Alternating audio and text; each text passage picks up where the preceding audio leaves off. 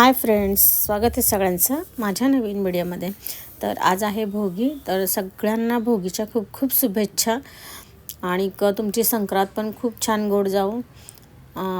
तर आता मी करणार आहे सगळे जे करतात आज मिक्स भाजी, आपल्या बाजरीच्या भाकरी आणि कुठे कुठे सगळ्या भाज्या घालून त्याचा भात वगैरे केला जातो.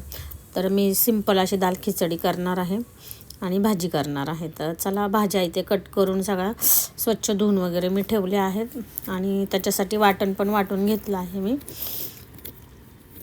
भाजीसाठी. तर इथे टॅमॅटो एक कट करून घेतला आहे, थोडासा कढीपत्ता घेतला आहे आणि इथे कुकर ठेवून दिला आहे गरम करायला. आणि इथे मी खोबरं, तीळ आणि शेंगदाणे भाजून त्याचं वाटण तयार करून घेतलेलं आहे.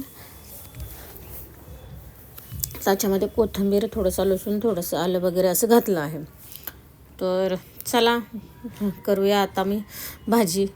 देवाला नैवेद्य पण दाखवायचं आहे. तर कुकर इथे तापला आहे, तेल घालून घेतलं आहे, 2-2.5 चमचे तेल घातलं आहे. त्यात कढीपत्ता, जिरी, मोहरी आणि तमालपत्र टाकले. त्यात टॅमॅटो घालून घेतला आहे मी.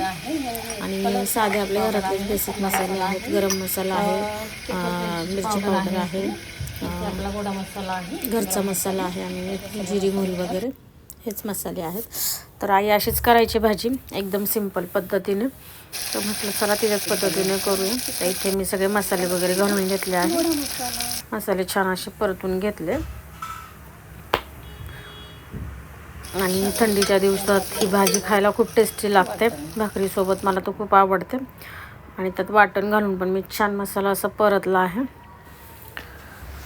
आणि गरम गरम भाकरी, मेथीची भाजी आणि आपली सगळी मिक्स भाजी, भोगीची भाजी. आणि त्याच्यासोबत मस्त पापड, लोणचं, तर एकच नंबर. मग सगळा स्वयंपाक व्हायचा आहे माझा. तर आता मी मसाला छान परतून घेतला आहे.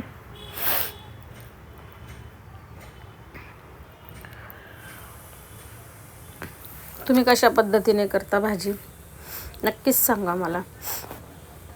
मी तर असं सोप्या पद्धतीने, सिंपल पद्धतीतच करते, पण मला अशीच भाजी आवडते, एकदम साधी सोपी केलेली.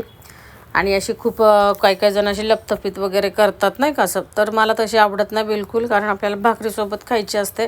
तर अशी जरा रस्सेदार असली की जरा खायला पण जरा मज्जा वाटते आणि जरा टेस्ट पण येते गरम गरम भाकरीसोबत. तर मी अशी रश्श्याचीच करणार आहे.